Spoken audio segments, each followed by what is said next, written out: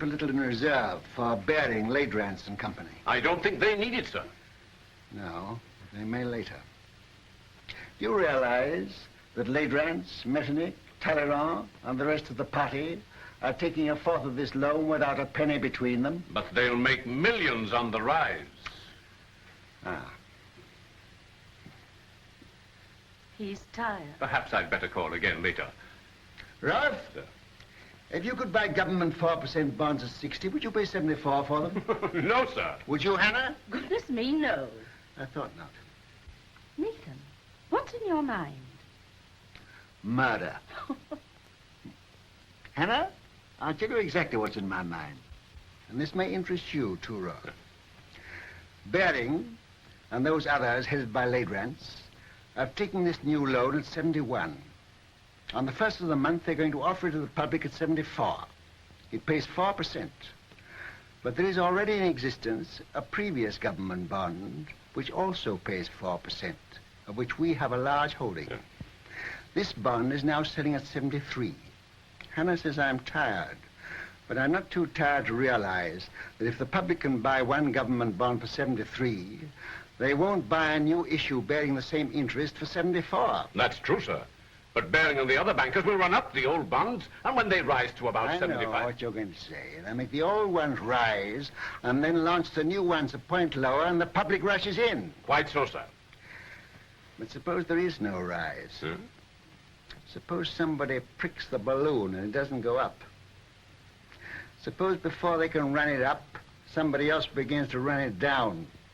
Suppose by the first of the month, these old bonds now selling at 73 should fall down to 63. Then they couldn't possibly launch the new loan at 74 because nobody would buy it. No.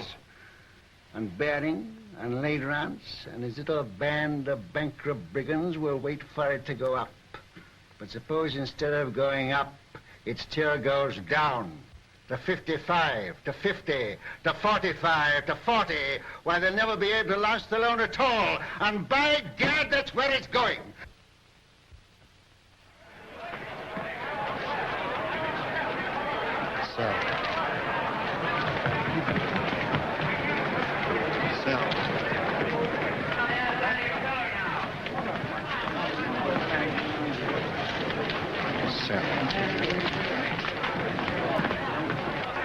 Look at Rothschild. You'd think he was selling apples instead of government bonds. Bonds are now at 53. All right. I'll keep on selling till I tell you to stop. You're creating something like a panic on the exchange, sir. I know. What kind of a flower is this that Hannah gave me this morning? I don't know, sir. Very pretty. Smells nice, too. Mr. Rothschild, do you know what you're doing to the market? What have you heard? My dear fellow, I don't hear things. I just imagine them. You know what kind of a flower this is? No. 52! 52! That means I'm down about 25 million francs. And you the same, Ladrans. Can't something be done to stop him, Baring? You're the biggest banker in England. Are we all to be ruined by the gymnastics of a dirty Shylock? I've thrown the entire resources of Baring's bank into the pool, but I can't stop it. He's got us on the run. Right. I bet you half a crown that Baring makes straight for this post within 2 minutes. I'll take you, sir. I'm tired of losing money. I'd like to win some.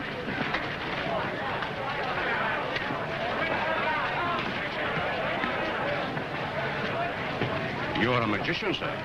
Here he is. Mr. Rothschild, I don't have to tell you this is nothing less than slaughter. You know my position. I'm responsible for this new issue at 71, and you're making it impossible for me to put it on the market. We are both bankers. You knew I ought to have had a share of this loan. Why did you shut me out?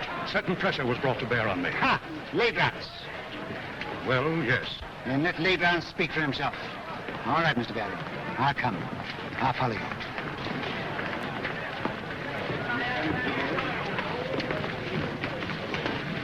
About how much has this thing cost us up to now? About £5 million. All right. We'll make 10.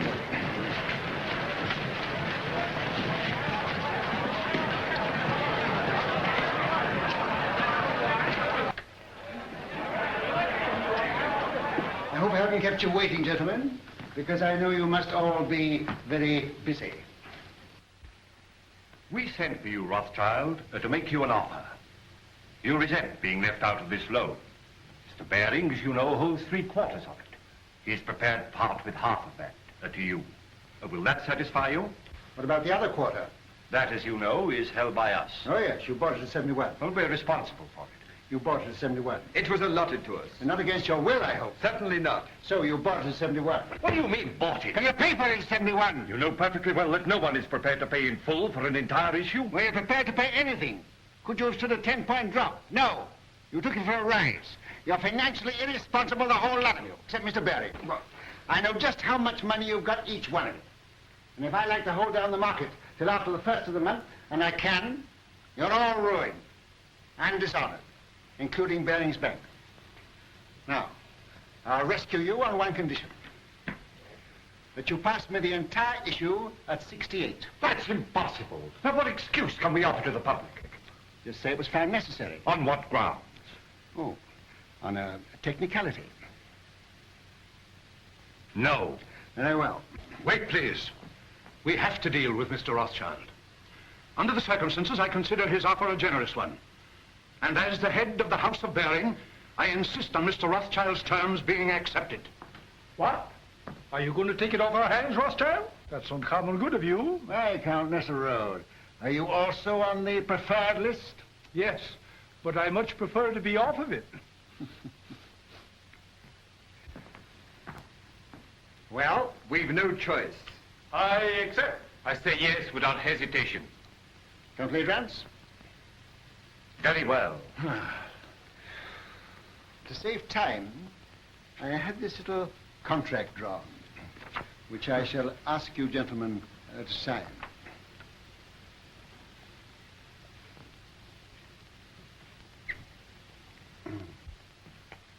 You seem to have been very sure of yourself. I was. Quite.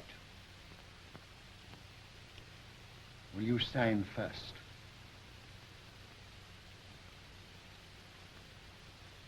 $49.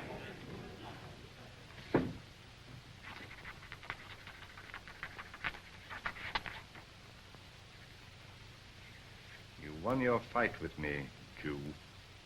But remember, victory may be bought too dearly.